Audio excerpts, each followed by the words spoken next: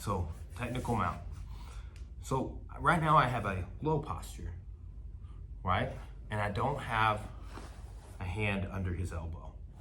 Okay, so sometimes people are gonna be doing that hand under the elbow. Here, I have a higher posture. And a lot of times people see this like, well, why would you do that? That's stupid. Well, here's the thing. The context is what matters. Like, okay, I had you in a middle mount, I'm up right here, and you go to bridge. Boom. Look how my posture, my chest is kind of up, right? Like I haven't got into the position where I'm going down because my posture was up when he started his bridge. Okay.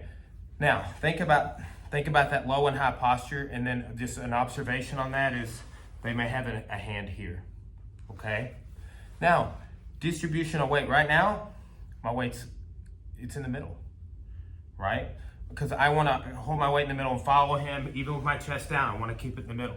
So people are going to do that. But when they go to attack, they're going to change, right? So people will lean a lot of their weight forward. Particularly when they do their chest down, they could be chasing a gift wrap or attacking, right? But when my knee starts to point forward, right, that is when it's telling him like, okay, I do this escape. If I'm starting to I have my weight more in the back right now, starting to think about maybe taking his back, something like that, right? Might even be setting up the choke. That's gonna tell him, okay, his weight's in the back. I can't do this one, I could do that one, right? And then two, if my posture is high, right? Or my weight is in the middle, that's gonna tell him what he can and can't do. So let's kind of go over the techniques in the context of those distributions of weight and postures. Let's start in regular manner. Okay. Now when I bridge, I want you to come up into technical mount.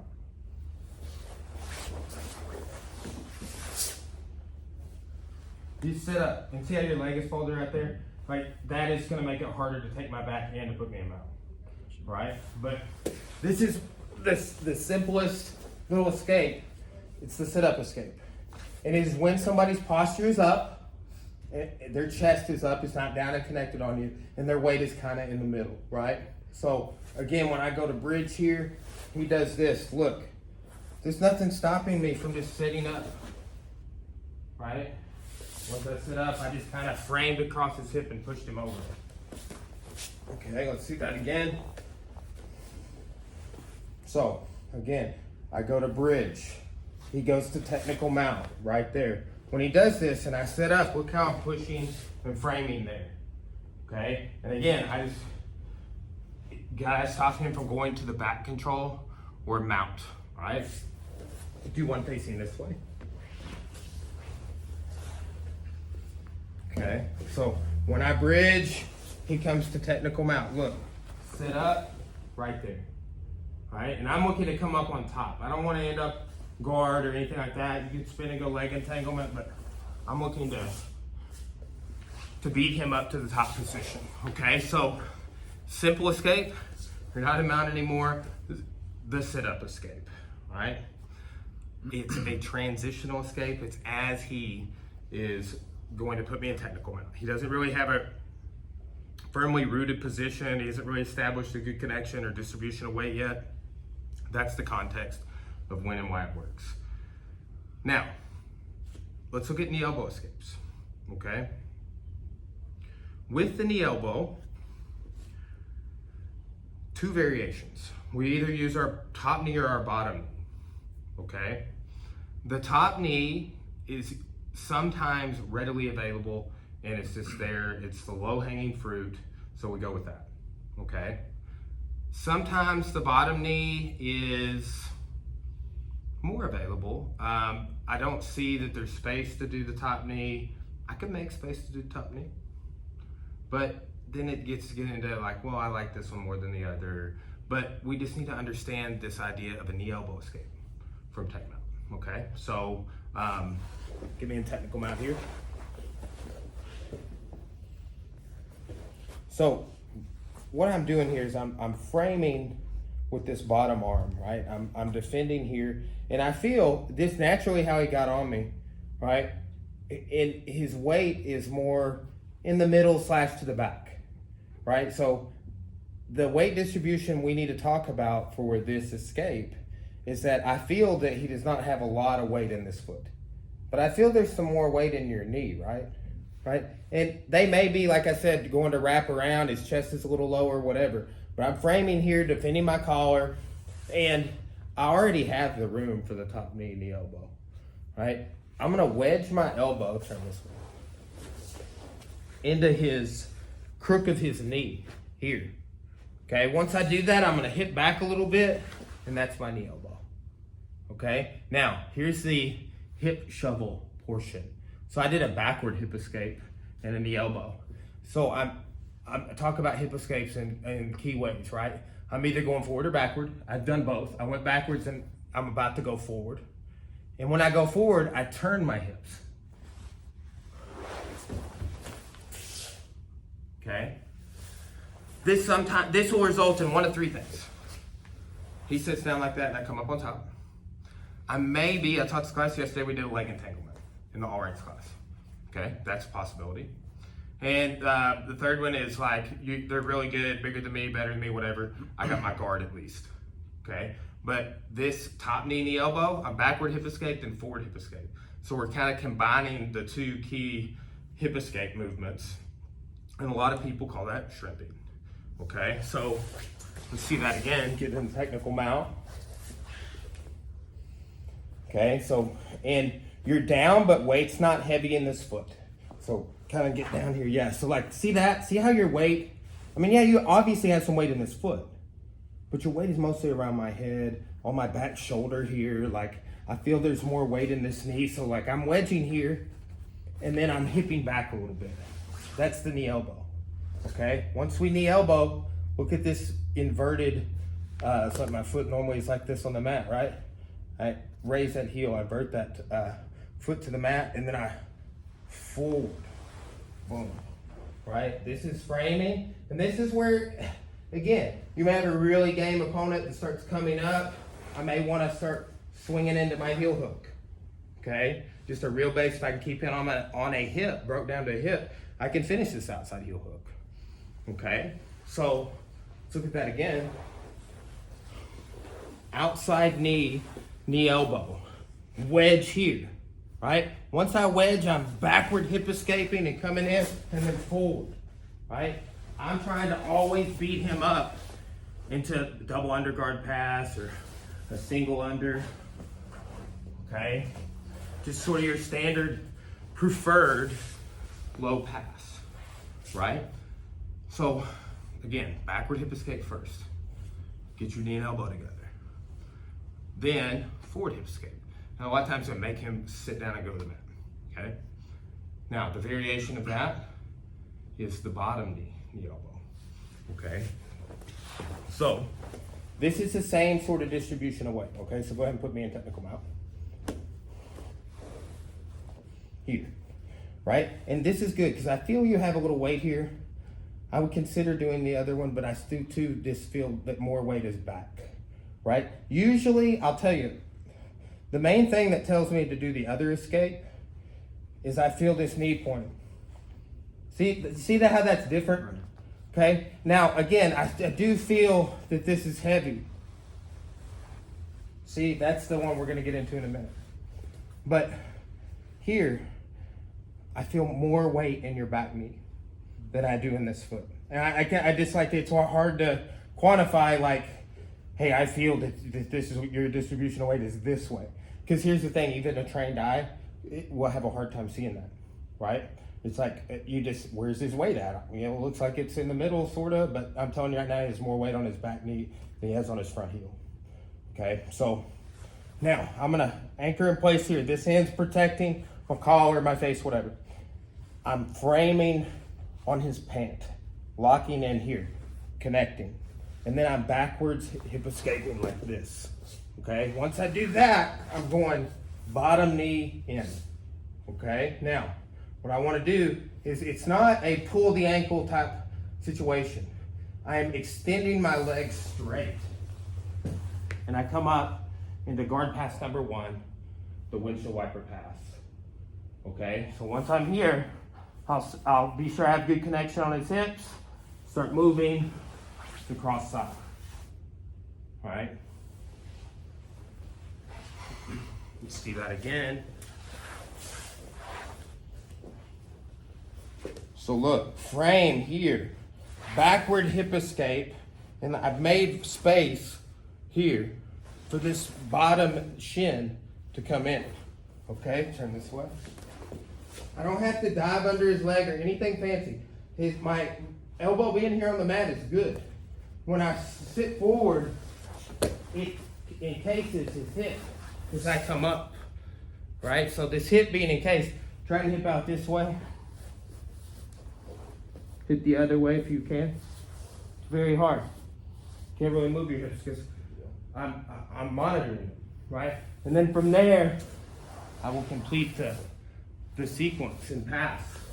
Okay, so that is sort of a sweep, but you're doing it rapidly, right?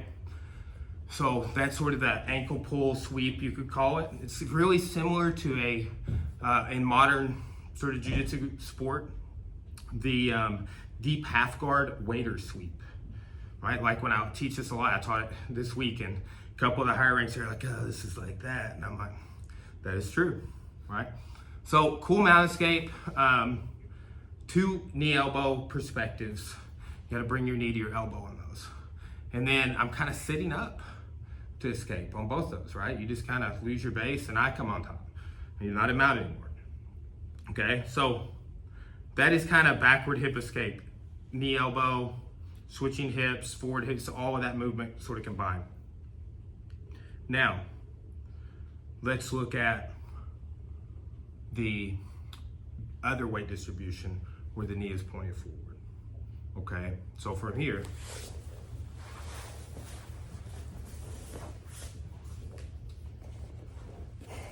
yes, I see immediately, I was like, oh yes, like it tells me what to do, all right? And what I'm gonna do is, I want to keep this elbow running from like where his knee to his hip, like that sort of alignment, right? It's on that horizontal plane. I'm sliding my elbow into that and I'm pushing back. Not crazy hard, right? Go ahead and come back forward.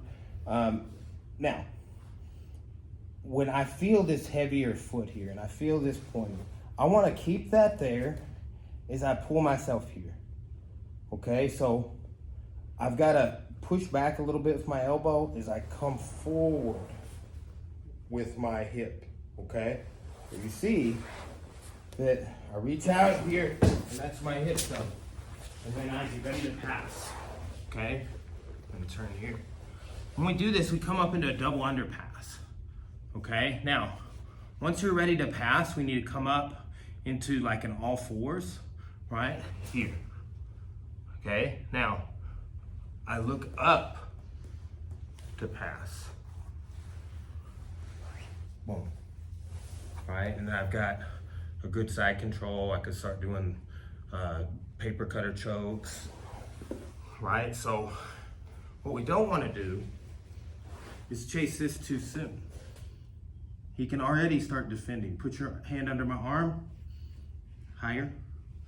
Yes, now push me there. Yes. Not perfect, but I don't want that at all. So watch. I'll grab and I'll pull that lapel in, and I'm here and I look up and I focus on my chest, staying connected to your hamstring. So try and stop me.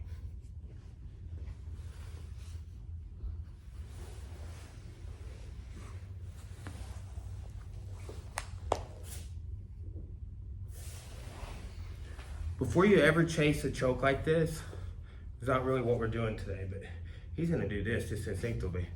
I'm going up before I ever go down for the choke.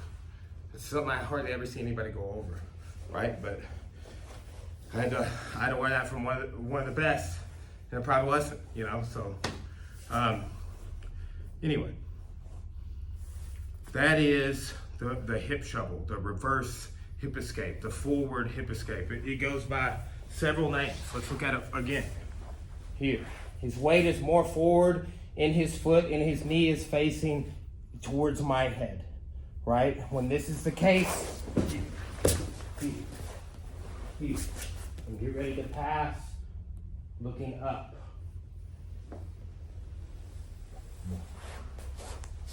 Okay?